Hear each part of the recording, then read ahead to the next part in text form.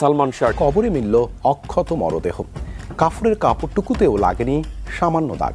চারপাশে দর্শক দেখতে পাচ্ছেন সালমান শাহকে মাটির নিচ থেকে তোলা হচ্ছে, চারদিকে সাধারণ জনতার দল। এদিকে এবার ৩০ বছর পর সালমান শাহকে মাটির নিচ থেকে তোলা হচ্ছে। সিলেটের প্রত্যেকটা জনগণ অবাক হয়ে যায়। সালমান শাহর মামলায় এবার নতুন মোড় নিয়েছে। চিত্রনায়ক সালমান শাহর দেহাবশেষ কবর থেকে তুলতে সিলেট জেলা প্রশাসকের কার্যালয়ের সহকারী কমিশনার ও এক্সিকিউটিভ ম্যাজিস্ট্রেট পারভেজকে দায়িত্ব দেওয়া হয়েছে। তাকে দায়িত্ব দেওয়ার অফিস আদেশের একটি অনুলিপি ঢাকার মেট্রোপলিটন ম্যাজিস্ট্রেট আদালতে পাঠানো হয়েছে। চিত্রনায়ক সালমান শাহর মৃত্যুর প্রকৃত কারণ উদ্ঘাটনে তৃতীয়বার দেহাবশেষ কবর থেকে উত্তোলনের অনুমতি দিয়েছেন আদালত। আজ এটি জানিয়েছেন মামলার তদন্ত কর্মকর্তা। চিত্রনায়ক সালমান শাহকে আদালতের রায়ে মাটির নিচ থেকে তোলা হচ্ছে। এবার সবাই অবাক হয়ে যায় সালমান শাহর অবস্থা দেখে। সালমান শাহর মামলা নিয়ে গত এক সপ্তাহ যাবৎ আবারও আলোচনা সমালোচনা হচ্ছে। ডনকে গ্রেপ্তার করেছিল পুলিশ, ডনের জবানবন্দি থেকেও অসংখ্য রহস্য এসেছিল। আদালতের নির্দেশ অনুযায়ী নির্বাহী ম্যাজিস্ট্রেটের উপস্থিতিতে মরদেহ উত্তোলন, সুরতহাল প্রতিবেদন প্রস্তুত এবং ময়নাতদন্ত করা হবে। মৃত্যুর প্রায় ৩০ বছর পর কবর থেকে উঠানো হচ্ছে চিত্রনায়ক সালমান শাহের মরদেহ। কবরে পাওয়া গেল অবিশ্বাস্য সব আলামত। ধারণা করা হচ্ছে এখনো পচেনি সালমান শাহের দেহাবশেষ। সুপ্রিয় দর্শক, ময়না তদন্তের জন্য পরিশেষে ৩ যুগ পেরিয়ে প্রায় ৩০ বছর পর কবর থেকে তোলা হচ্ছে জনপ্রিয় চিত্রনায়ক সালমান শাহর লাশ। সুপ্রিয় দর্শক, সত্য কখনো গোপন থাকে না। দিন শেষে পরিশেষে অবশেষে সত্য বেরিয়ে আসে, সত্যকে যত ভিতরে লুকানো রাখা হোক না কেন। সুপ্রিয় দর্শক, দিন শেষে কিন্তু সামিরা এবং আশরাফুল হক ডন গ্রেপ্তার হয়ে গেছেন এবং দিন শেষে প্রমাণিত হয়ে গেছেন সেই সালমান শাহ কখনোই আত্মহত্যা করেনি, সেটা ছিল একটি পরিকল্পিত হত্যাকাণ্ড। সুপ্রিয় দর্শক, তাহলে চলুন আমরা কথা না বাড়িয়ে সেই সম্পূর্ণ বিস্তারিত আলোচনা ভিডিওটি দেখে আসি। তার আগে আপনাদের প্রতি আমাদের একটা ছোট্ট রিকোয়েস্ট, যারা আমাদের চ্যানেলে এখন নতুন, চ্যানেলটি অবশ্যই সাবস্ক্রাইব করে লাইক করে শেয়ার করে আমাদের সাথে থাকুন। ঢাকাই সিনেমার আকাশে ধূমকেতুর গতিতে আবির্ভূত হওয়া এক চিরসবুজ নক্ষত্র সালমান শাহ। মাত্র 4 বছরের ক্যারিয়ার আর মাত্র 27টি ছবি দিয়ে যিনি নিজেকে নিয়ে গিয়েছিলেন জনপ্রিয়তার চূড়ায়। কিন্তু 1996-এর 6 সেপ্টেম্বরে ক্যারিয়ারের সবচেয়ে আলোকময় অধ্যায়ে থাকা অবস্থাতেই মাত্র 25 বছর বয়সেই এই ক্ষণজন্মা নায়কের অকাল রহস্য ঘেরা প্রয়াণ চিরতরে বিষাদের চাদরে ঢেকে দেয় গোটা দেশকে। দীর্ঘ 3 দশক ধরে অপমৃত্যু, আত্মহত্যা আর পারিবারিক কলহের তত্ত্বে ঘুরপাক খাচ্ছে এই মৃত্যু রহস্য। সিআইডি, বিচার বিভাগীয় তদন্ত, র্যাব কিংবা পিবিআই সব সংস্থায় একে আত্মহত্যা বলে আসলেও মানতে পারেনি তার পরিবার। পোস্টমর্টম রিপোর্ট তো সাজানো আমরা বারে বারে বলতেছি। তারপরে সেকেন্ড টাইম, ফার্স্ট টাইম যখন লাশ তোলা হইলো তখনও লাশ ঠিক ছিল। ডাক্তাররা বলছে, বাচ্চারা, স্টুডেন্টরা দেখছে, তারা বলছে, পথচারী বলছে, সাংবাদিক বলছে। অবশেষে আদালতের নির্দেশনায় গত বছর রমনা থানায় মামলাটি রূপ নেয় হত্যা মামলায়। এতে সালমান শাহের স্ত্রী সামিরা হক সহ 11 জনকে সেখানে আসামি করা হয়। মৃত্যুর 30 বছর পর এবার সেই হত্যা মামলার রহস্য উদ্ঘাটনে সালমান শাহের দেহাবশেষ পুনরায় কবর থেকে উত্তোলন করে সুরতহাল প্রতিবেদন ও ময়নাতদন্ত সম্পন্ন করতে অনুমতি দিয়েছে ঢাকার একটি আদালত। কিন্তু এখানে বড় প্রশ্ন, এতদিন পর কবর থেকে লাশ উত্তোলন করে ফরেনসিক পরীক্ষার মাধ্যমে কতটুকু সত্য উদ্ঘাটন সম্ভব? কিছু পয়জনিং এর ক্ষেত্রে হাড় থেকে নির্ধারণ করা যায়, সেগুলি করা যেতে পারে। যেমন আমি যদি বলি আর্সেনিক খেয়ে যদি কেউ মারা যায়, তখন ওইটা বোঝা যাবে যে তার বডিতে আর্সেনিক আছে কি নাই, অথবা কোনো হেভি মেটাল কোনো পয়জনিং এ যদি সে মারা যায়, সেটা হয়তো বা ডিটেক্ট করা যায়। তো আমাদের স্টেটমেন্টে একটা জায়গায় আছে তাকে চেতনা ওষুধ দিয়ে, এবং আমাদের কিছু ইউপিএসএল আলামতও পাওয়া গিয়েছিল চেতনানাশক ওষুধের। তো সেই কারণেই হয়তো তার লাশটা উত্তোলন করতে চাচ্ছে তদন্তকারী কর্মকর্তা বলে আমার কাছে মনে হচ্ছে।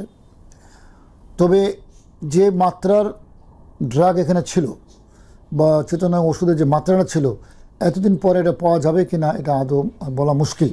সালমানের মা নীলা চৌধুরী বলছেন, লাশ উত্তোলনের মতো প্রক্রিয়ায় যাওয়ার আগে আদালতের নির্দেশনা অনুযায়ী মূল আসামিদের দ্রুত গ্রেফতার ও বিচার নিশ্চিত করা হোক। লাশ উত্তোলন করে আবার আলামত বের করার প্রহসনটা কেন হচ্ছে?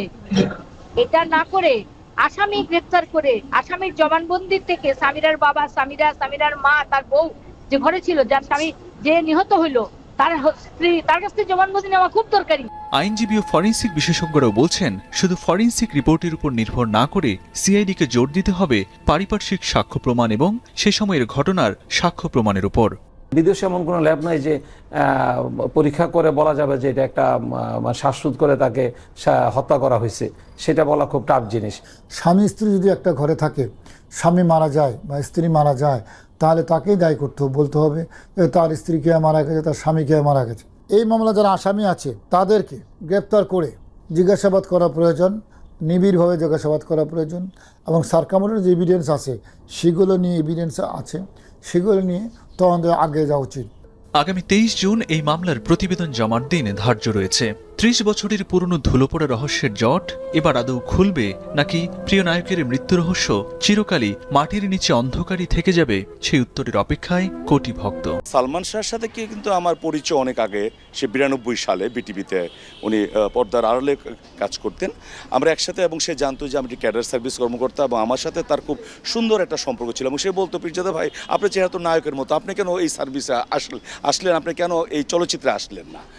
তারপর তার মৃত্যুর রহস্য উদ্ঘাটিত হোক, এটা আমরা সবাই চাই। সে আত্মহত্যা করেছে নাকি তার হত্যা করেছে, এটার বিচার হোক চাই। এবং মহামান্য হাইকোর্ট কিন্তু এটা তদন্তের নির্দেশ দিয়েছে যে এটার মধ্যে উনি উপাদান পেয়েছেন হত্যার। এখন আমি চাবো যে ন্যায় বিচার যেন হয়, এবং সালমান শাহর এই হত্যা বা আত্মহত্যার এইটার রহস্য যদি উদ্ঘাটিত হয়, এবং কোনো নিরপরাধ লোক যেন সাজাপ্রাপ্ত না হয়, আবার একটা অপরাধী যেন মুক্তি না পায় বা খালাস না পায়, সেটা দেখার দরকার। তবে আমি তো ম্যাজিস্ট্রেট ছিলাম, আমি মেট্রোপলিটন ম্যাজিস্ট্রেট ছিলাম, বিচারক ছিলাম। এতদিন পরে প্রমাণ করা কিছুটা কষ্টসাধ্য ব্যাপার হবে, এবং সাক্ষীদের খুব জ্ঞানসম্পন্ন বা স্মৃতিশক্তি ধরে রাখার বিষয়টা আসতে হবে। তাই আমরা চাই যে এটা নির্ধারিত হোক যে সে কি আত্মহত্যা করেছে নাকি তাকে হত্যা করা হয়েছে। এখন তার হাজব্যান্ড, আমরা এটাও শুনেছি এর আগেও 2জন হাজব্যান্ড ছিল সালমান শাহর পরে, হাজব্যান্ডকে পাঠিয়েছে যদি তাকে অ্যারেস্ট করা হয়, আদালত এর জন্য সে পাঠিয়েছে। জামিন জন্য আবেদন করতে পারে, এটা মহামান্য বা মাননীয় আদালত দেখবে জামিন পাবে কিনা। সেও তো এটা টেস্ট করেছে যে উকিল সাহেবরা কি বলে। এটা হয়তো প্রাথমিক আলোচনার জন্য গিয়েছে, পরে হয়তো জামিনের প্রেয়ার দিবে। এটা জামিন চাইতে পারে, জামিন পেতেও পারে, আবার হাজতেও যেতে পারে। মার্ডার কেসে সাধারণত আমরা প্রথম 2 মাস জামিন দিতাম না, তাদেরকে হাজতে থাকতে হতো। এবার বিজ্ঞ আদালত কি করে এটা দেখতে হবে। না, এখন সে কোনো ক্রমে সালমানের স্ত্রী দাবি করতে পারে না, সাবেক স্ত্রী দাবি করতে পারে। আর সে অন্যদিকে দৃষ্টি দেওয়ার চেষ্টা করছে। সে বোঝাচ্ছে যে হয়তোবা শাবনূরের সাথে সালমানের অন্তরঙ্গতা বেশি ছিল। এটা কি শাবনূরের সাথে সালমানের অন্তরঙ্গতা বেশি ছিল, না এখন আমরা দেখতে পাচ্ছি যে আজিজ মোহাম্মদ ভাইয়ের সাথে সামিরার অন্তরঙ্গতা ছিল? এইসব বিচারে চলে আসবে, সাক্ষীদের বয়ানে চলে আসবে। আর তার মৃত্যু নিয়ে কিন্তু একটা সন্দেহ আছে, কেন সে ফাঁসি দিয়ে আত্মহত্যা করেছে তারা বলেছে, কিন্তু তার গলায় তেমন কোনো চিহ্ন ছিল না, আর তার গায়ে আঘাতের চিহ্ন ছিল। যদি কেউ আত্মহত্যা করে তাহলে গায়ে আঘাত লাগার কথা না, কিন্তু এখানে গায়ে আঘাত লাগার দেখা গিয়েছে। আরেকটা হলো যে ফ্যানে সে আত্মহত্যা করেছে, সেই ফ্যানে কিন্তু সামান্য বেঁকে যায় নাই, এটাও কিন্তু একটা প্রমাণ। তারপর আরেকটা হলো, যখন সালমানের বাবা গিয়েছিল 11টার দিকে, তখন বলেছে সে ঘুমাচ্ছে। তাহলে একটা মৃত লোক কীভাবে ঘুমাতে পারে, এবং তাকে দেখতে দেয়নি যে ঘুমাচ্ছে, এটাও একটা সন্দেহের সৃষ্টি করতে পারে। এগুলিকে বলে পারিপার্শ্বিক সাক্ষী, যে যেখানে সে মৃত্যু ঘটেছে 10টার মধ্যে 11টার মধ্যে তাকে জীবিত বলা হচ্ছে, এবং তার শরীরে তেল মালিশ করতেছিল, এবং সালমানের বাবা দেখেছিল যে সে বেডরুমে শুয়ে আছে। সেটা কি শুয়ে ছিল নাকি সে মৃত অবস্থায় ছিল, এটা একটা ক্যামোফ্লেজ ব্যবস্থা করেছে, এটা হতে পারে। তবে সামিরার কথাবার্তার মধ্যে অসংলগ্নতা দেখা যাচ্ছে, এবং তার যে একটা অপরাধপ্রবণ মন, তার বিভিন্ন সময় বিভিন্ন কথা এবং অভিযোগ তোলা সালমানের বিরুদ্ধে, এটা তাকে মনে হয় তার অপরাধপ্রবণ মনেরই বহিঃপ্রকাশ ঘটেছে বলে আইনের কথা এটা বলে। হ্যাঁ, আজিজ মোহাম্মদ ভাইয়ের এফডিসিতে বা চলচ্চিত্রে অবদান আছে, কিন্তু একজন খুনির অবদানকে বড় করে দেখার কিন্তু উপায় নেই। এখানে বিচার্য বিষয় হলো যে সালমান হত্যা, সেখানে সে কি কাজ করেছে, সে কি 5 ওয়াক্ত নামাজ পড়তো কি না, সে চলচ্চিত্রের জন্য কি করেছে, এটা ধর্তব্য বিষয় না। ধর্তব্য বিষয় হলো সে এই হত্যাকাণ্ডের সাথে ছিল কিনা। আপনারা জানেন যে একজন ব্যক্তি সে ভিডিওর মাধ্যমে কিন্তু স্বীকার করেছে যে ইয়েকে হত্যা করা হয়েছে, সালমানকে, তারপর তারা মদ খেয়েছে। আরেকটা বিষয় কিন্তু এটা দেখার বিষয় আছে।